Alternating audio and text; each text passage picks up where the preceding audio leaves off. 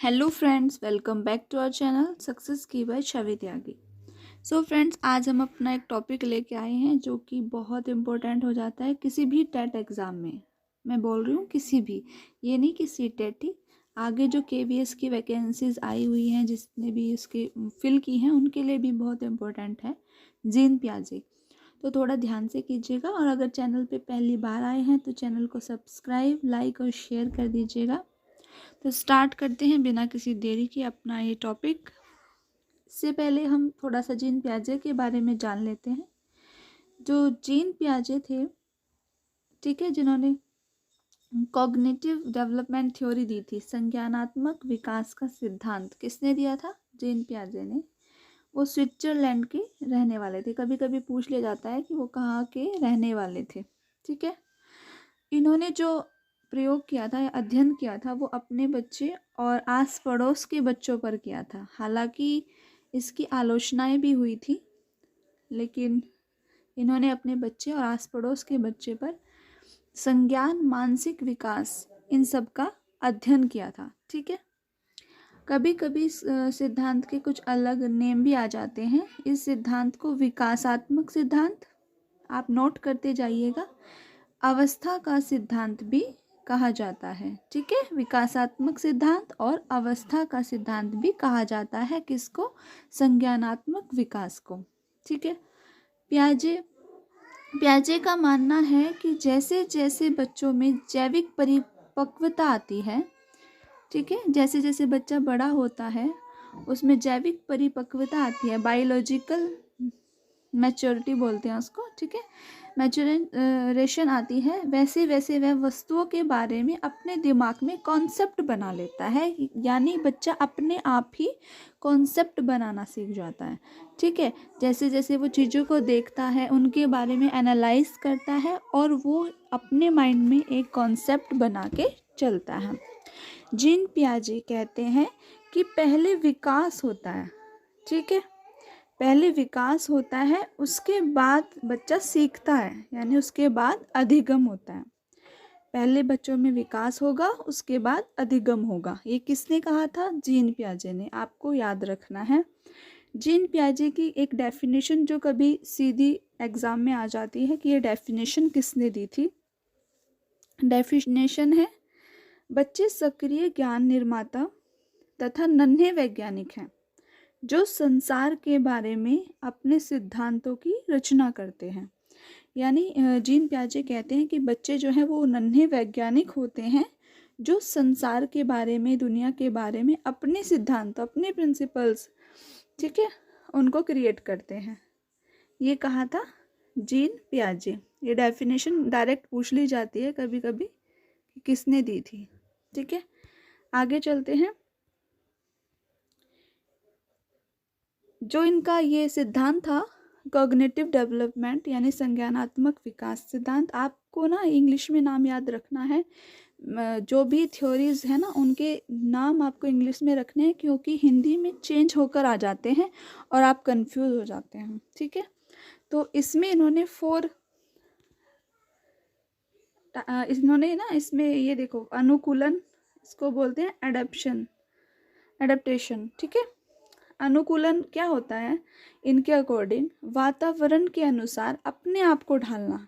यानी कि बच्चा जब अपने आप को वातावरण, अपने आसपास के एटमॉस्फेयर के अनुसार ढाल लेता है तो वह अनुकूलन कहलाता है, ठीक है।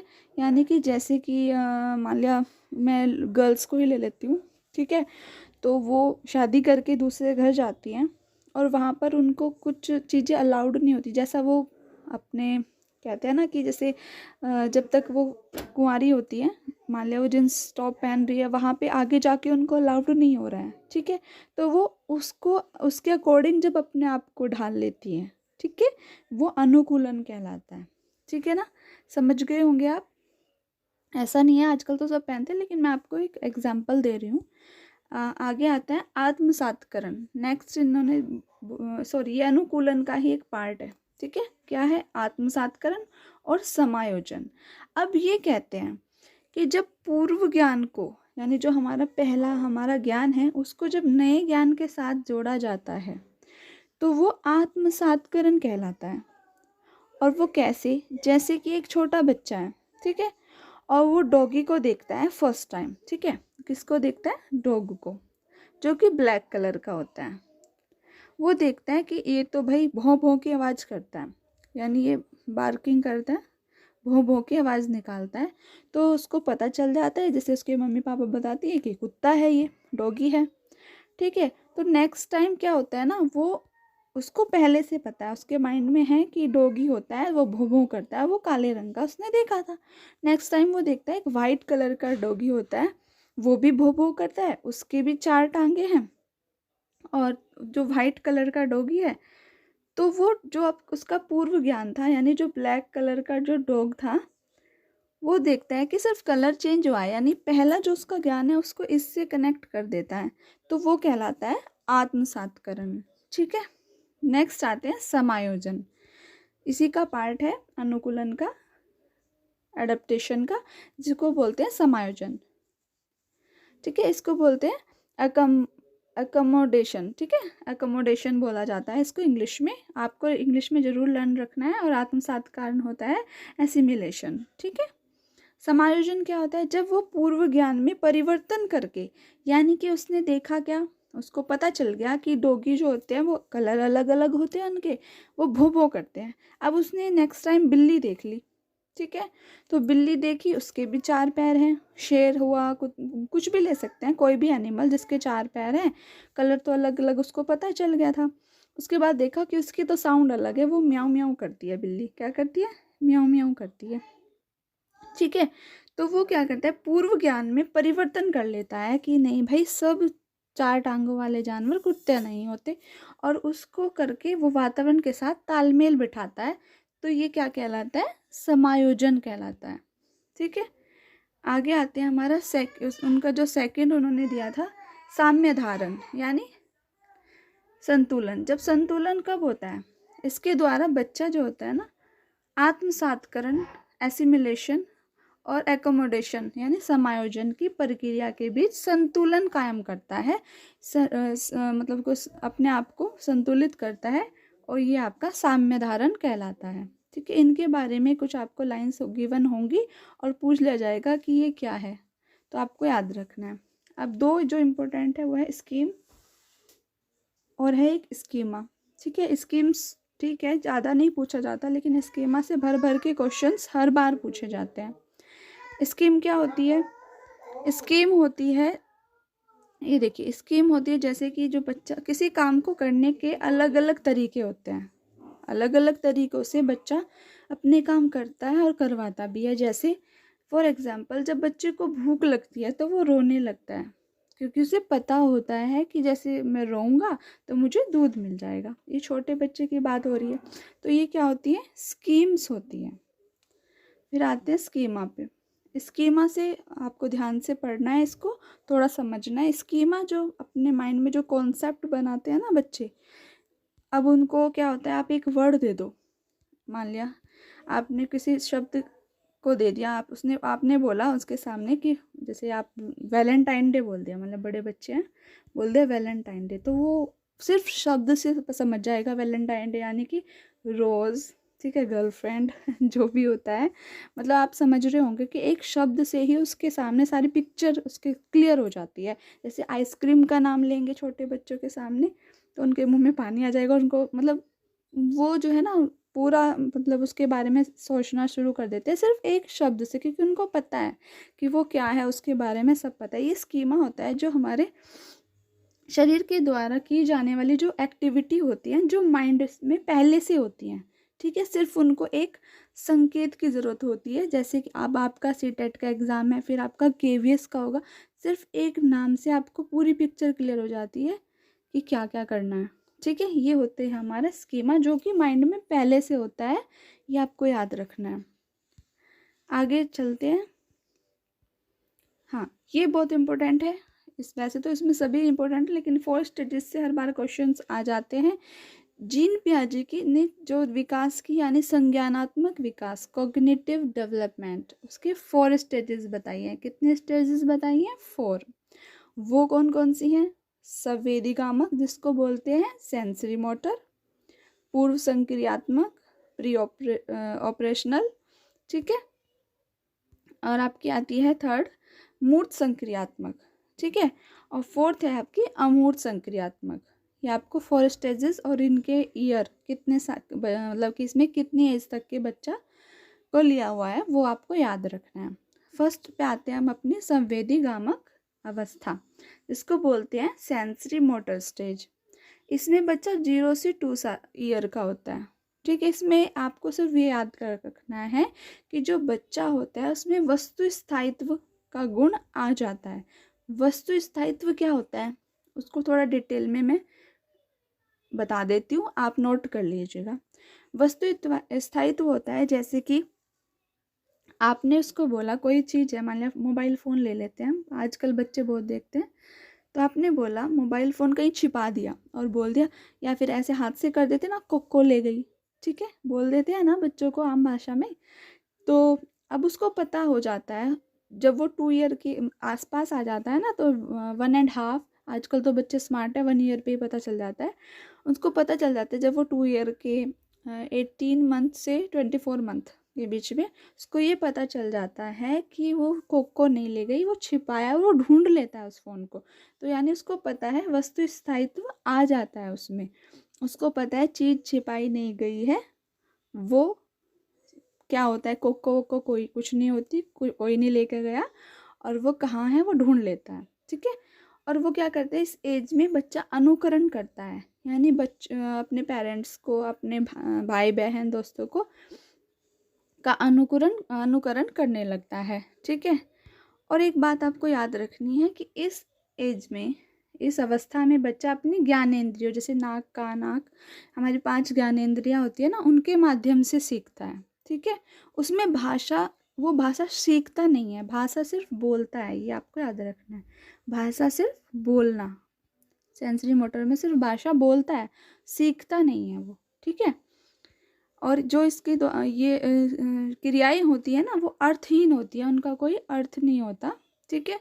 नेक्स्ट आते हैं हम अपनी पूर्व संक्रियात्मक। पूर्व संक्रियात्मक जो कि होती है 2 से 7 साल के बीच। इसमें 2 से 7 साल के बीच होती है, और आपको इसके पॉइंट से ही याद रखने हैं। यह क्रिया करने से पहले की अवस्था है, यानी जो क्रिया करते हैं ना बच्चा, एक्टिविटीज़ करते हैं, उससे पहले की, जब इसका नाम है प्री ऑपरेशनल स्टेज, ठीक है।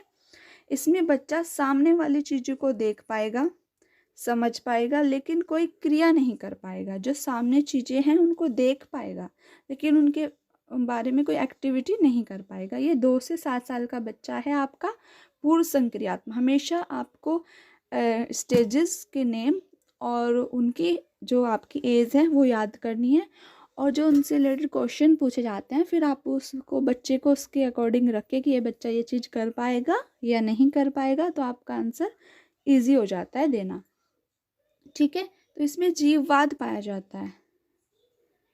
जीववाद में क्या होता है, जब बच्चा सजीव और निर्जीव वस्तुओं में अंतर नहीं कर पाता, ठीक है। जीववाद क्या होता है, जैसे कि अब इसमें क्या होता है, ये थोड़ा सा ना आपको इसके 2 पार्ट हैं इसी एज के पूर्व संक्रियात्मक। एक है 2 to 4 और एक है 4 to 7। तो ये 2 to 4 की बात है, लेकिन आएगा ये पूर्व संक्रियात्मक ही पूछता है, इसलिए मैंने एक ही जगह इसको रख लिया क्योंकि आपको कन्फ्यूज़न नहीं होगा। तो इसमें क्या होता है, जीववाद में कभी आपने देखा होगा बच्चे को चोट लगती है, वो गिर जाता है किसी चीज़ से टकरा कर, मान लिया उसको बेड से चोट लग गई, बेड से टकराया और उसको चोट लग गई, तो वो रोने लगता है। मम्मी कहती है कि मैं इसकी पिटाई करूँगी बेड की। वो सजीव थोड़ी ना है, वो सोचता है कि वो सजीव है, यानी वो सजीव और निर्जीव में अंतर नहीं कर पाता, और वो बेड की पिटाई करती है, क्यों मारा क्यों मारा, है ना। तो बच्चा चुप हो जाता है, ऐसे फर्श पे मारते हैं, जैसे फर्श पे गिर गया मारते हैं तो वो चुप हो जाता है। तो ये होता है जीववाद, यानी वो निर्जीव वस्तुओं को भी सजीव की तरह देखता है। आई होप क्लियर हो गया होगा।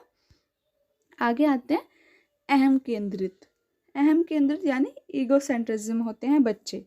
जब बच्चा यह सोचना शुरू कर देता है कि जो वह कर रहा है सब ठीक है, इस एज में क्या होता है ना, ये आपके 4 to 7 में होगा कि जब अपने आप को ही मैं ही सब कुछ हूँ, ठीक है, मुझे सब पता है, जो मैंने किया है वो सब ठीक है।